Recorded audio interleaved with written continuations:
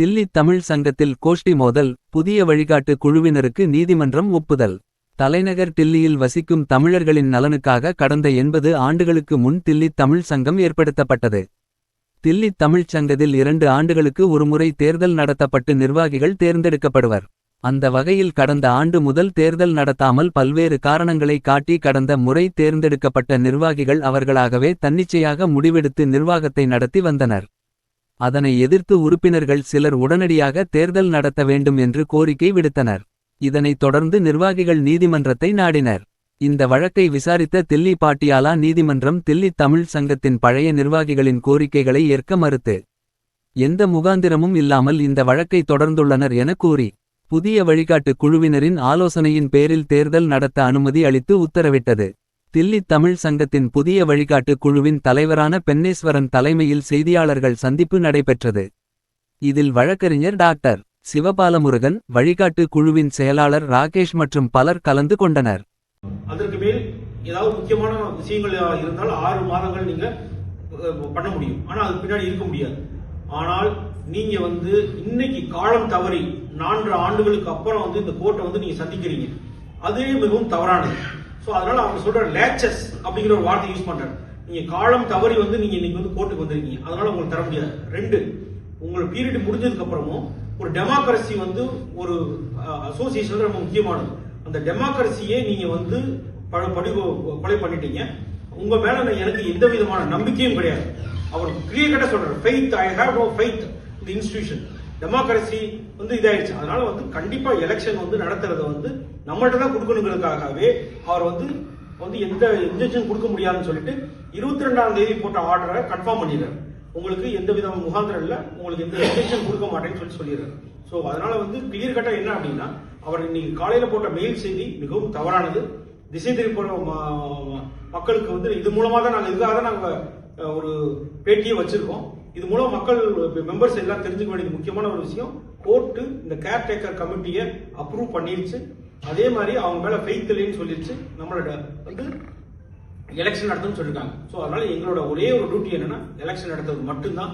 அதை சிறப்புற செஞ்சுட்டு எங்களுடைய தலைவரின் இதுபடி நாங்கள் சிறப்புற நல்லா செய்வோம் அப்படின்னு சொல்லிட்டு கேட்டுக்கிறோம். அதே செய்தியில அவங்க சொல்லியிருந்தாங்க, வழக்கு பொறுத்திருக்கும் நிலுவையில இருக்கு. அதே போல அடுத்த மாசம் அந்த பொதுக்குழு அவங்க சிறப்பு குழுவை கூட்டி அதுக்கு அடுத்த மாசம் பிப்ரவரி மாதம் தேர்தல் நடைபெறும் அப்படின்னு சொல்லிட்டு அந்த குறுஞ்செய்தியை சொல்லியிருக்காங்க. இதுல முக்கியமான ஒரு செய்தி என்னன்னா சார், ஒரு கோர்ட்டுக்கு ஒரு பாதிக்கப்பட்டவர் செல்கிறார், நான் இத்தனாம் தேதி எலெக்ஷன் நடத்தணும், நான் இப்ப இசி கமிட்டியில மீட்டிங்ல இருக்கேன் அப்படின்னு சொல்லிட்டு. அப்ப அந்த கோர்ட் சொல்லுது, உங்களுக்கு நான் எந்த விதமான இன்ஜெக்ஷன் கொடுக்க முடியாதுன்னு. எப்ப நடக்குது? இஜிஎம் நடந்ததுக்கு அப்புறம் ஒரு கமிட்டிக்கு தான் போறாங்க. அப்ப முக்கியமா என்ன பண்ணிருக்குன்னா, இந்த இஜிஎம் நடந்தது தப்பு அப்படின்னா அந்த ஜட்ஜ் என்ன பண்ணிருப்பாரு, அதை ஸ்டே பண்ணிட்டு அவங்களுக்கு அதிகாரம் கொடுத்து நீங்க எலெக்ஷன் நடத்துங்கன்னு சொல்லியிருப்பாரு. ஆனால் அது மாதிரி நடக்கல. அவங்க கேட்டதுக்கு ஒன்ஸ் ஹாட்லி கண்டஸ்டட், ரொம்ப கடுமையான விவாதங்கள் நடந்ததுக்கு அப்புறம் ஜட்ஜ் சொல்றாரு, எந்த விதமான முகாந்திரமே உங்களுக்கு கொடுக்கறதுக்கான உங்க மேல எந்த ஃபெய்த்துமே கிடையாது, நம்பிக்கை கிடையாது. சோ அதனால உங்கள்கிட்ட தரமாட்டேன்னு சொல்றாரு. சோ அப்ப யாருக்கு நடத்துவாங்க எலெக்ஷன்? கேர்டேக்கர் கமிட்டி தான் நடத்தணும். கேர்டேக்கர் கமிட்டிக்கு தான் நீதிமன்றம் பவர் கொடுத்தணும். சார், இப்ப நீதிமன்றத்துறை நீங்களுடைய நடவடிக்கை எல்லாம் செஞ்சுட்டு இருக்கீங்க செயல்பாடுல. இதை தடுக்கிற விதமாகவோ இல்ல உங்களை டிஸ்டர்ப் பண்ற விதமாகவோ அவங்க ஈடுபட்டா அவங்க மேல ஆக்ஷன் எடுக்கோ இல்ல எதுவோ உங்களுக்கு இந்த முகாந்திரம் இருந்தா அது சார், எங்க சேர்மனோட தலைமையில நாங்க இதை பத்தி நம்ம பேசிட்டு இருக்கோம். இது எல்லாத்தையும் பேசி முடிச்சுட்டு இது மாதிரி சில செய்திகள், தவறான செய்திகளை அவர் ஊடகங்கள் மூலமா பரப்பிட்டு இருந்தார் அப்படின்னா நான் கண்டிப்பா நீதிமன்ற அவமதிப்பு வழக்கு அவர் மீது தொடரப்படும் அப்படின்னு தெரிவிச்சுக்கிறோம். அது இல்லாம எங்களுடைய தமிழ் சங்கத்துல இந்த கேர்டேக்கர் கமிட்டி இயங்குறதுக்கு தவறுதலாக ஏதாவது செஞ்சாருன்னா அவர் மேல சட்டப்படி நடவடிக்கை எடுக்கப்படும். தமிழ் சங்கத்துல மொத்தம் எத்தனை பேர் இருக்காங்க சார்? உங்களுக்கு எவ்வளவு சப்போர்ட் இருக்கு? எத்தனை பேர் சப்போர்ட் இருக்காங்க? இல்ல, அது புதிய புதிய புதிய உறுப்பினர்களை சேர்க்கறதுக்கான வாய்ப்பு இருக்கா? அதாவது இது ஒரு ஹைபாத்தட்டிக்கலான கேள்வி. எத்தனை பேர் எங்களோட இருக்கிறாங்க அதெல்லாம் matter to be decided by the members election. அது நாம சொல்ல முடியாது இல்லையா? உலகமே என்னோட இருக்குன்னு நான் சொல்லலாம். அது யாரும் ஒன்றும் செய்ய முடியாது. மெம்பருக்கு வந்து இப்போ என்ன நடக்குதுன்றது ஒவ்வொருத்தருக்கும் தெரிய ஆரம்பிச்சிச்சு. எத்தனை பேர் போய் சொல்லியிருக்காங்க, யார் போய் சொல்லுவாங்க. அது அப்புறம் மெயின் வந்து என்னன்னா, இந்த கேட்டகர் கமிட்டியில் இருக்கிற நாங்கள் யாருமே தேர்தலில் போட்டியிட மாட்டோம்.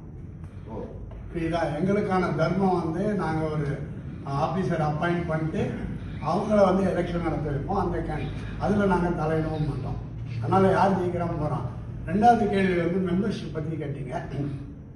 இந்த கேர்டேக்கர் கமிட்டி வந்து அடுத்த கமிட்டிக்கு எங்களுடைய ரெக்கமெண்டேஷன் கண்டிப்பாக கொடுக்கும்.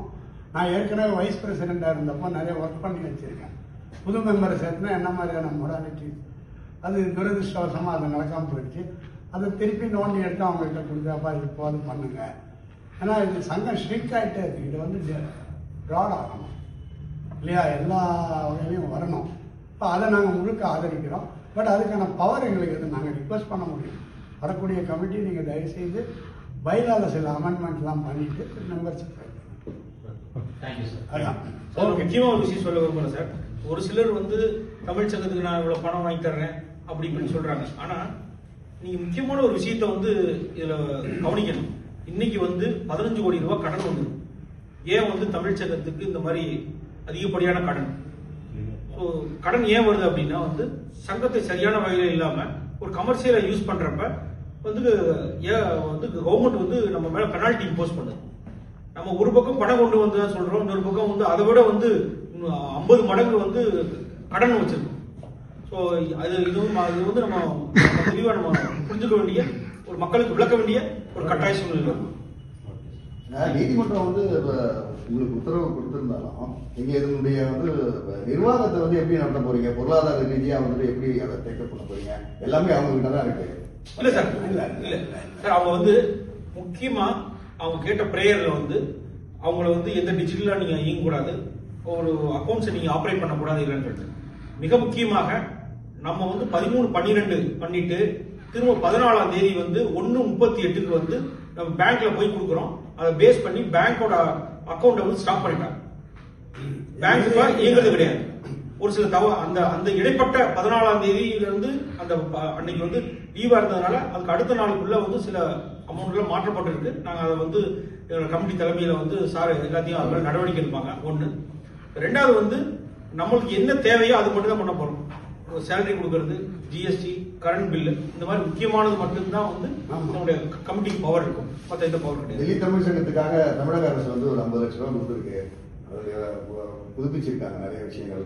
தமிழக அரசு சீஃப் மினிஸ்டர் கூப்பிட்டு வந்து அடுத்து வர கமிட்டி சார், இதோட முக்கியமான ஒரு என்னன்னா சார், ஒரு கமிட்டி ஒரு பணத்தை வாங்குறாங்கன்னா நம்மளுக்காக கொடுக்கப்படுற சார் சரியா சொன்னாங்க, ஒரு இன்ஸ்டிடியூஷனுக்காக கொடுக்கப்படுது சார். 1945 இருந்து 75 வருடங்களாக நம்ம வந்து கொடுக்கப்பட்டதுதான் இந்த பணம். இது யாருக்காக ஒரு தனி மனிதனுக்காக கொடுக்கப்பட்ட பணம் அல்ல. சோ இது வந்து என்னன்னா முடிஞ்சதுக்கு அப்புறம் வேற ஒரு கமிட்டி வருவாங்க. ஏன்னா நம்ம வந்து இது ஒரு இன்ஸ்டிடியூஷன், நம்ம வந்து வருவோம் போவோம் மனிதர்கள். சோ ஆனா வந்து இன்ஸ்டிடியூஷன் இருக்கு. அதனால அடுத்து வர்ற கமிட்டி பரவாயில்ல அதை எடுத்து திறம்பட செஞ்சு இன்னைக்கு கொடுத்த முடிஞ்சதை சொல்லியிருக்காரு. இது வரைக்கும் வந்து நடக்கல. கோர்ட்ல வந்து என்ன சொன்னாங்கன்னா இது வரைக்கும் எதுவும் நடக்கல, எங்களுக்கு நாங்க செஞ்சுக்கிட்டு இருந்த வேலையெல்லாம் பாதி நின்று போச்சுன்னு. ஆனா இன்னைக்கு சொல்லியிருக்காரு எல்லா வேலையும் முடிஞ்சுமான்னு சொல்றாரு. அது எல்லாத்தையும் இந்த கமிட்டி, சாரோட தலைமையில் உள்ள கமிட்டி எல்லாத்தையும் பார்த்து அது எல்லாம் முடிஞ்சான்னு பார்த்து அடுத்த இதுல ஒப்படைச்சு சிறப்புற அவங்க என்ன நினைச்சாங்களோ அதை விட கொஞ்சம் நல்லா சிறப்பா செஞ்சு நல்லா வந்து கவர்மெண்ட் கொடுத்த காசை ப்ராப்பர் அக்கௌண்ட்ஸ் கொடுத்தாரு. இல்ல ஃபைனலா நான் என்ன சொல்றேன்னா, நாங்க ரிக்வெஸ்ட் பண்ணுவோம் அடுத்த வர கமிட்டியை கட்டாயம் அவர்கள் முதலமைச்சரை அழைத்து தமிழக அரசு அதிகாரிகளை பெரிய அளவில் விழா நடத்தி இந்த புதுப்பிக்கப்பட்ட அரங்கத்தை வந்து அவர்கள் கையால் வந்து திறக்க வைக்குமாறு நாங்களே வந்து வேண்டிக்கிறோம். நாங்கள் அவங்கள வேண்டிக்கிறோம். அதனால் அது எதுவுமே எந்த வகையிலுமே நிற்காது. நன்றி. தேங்க்யூ.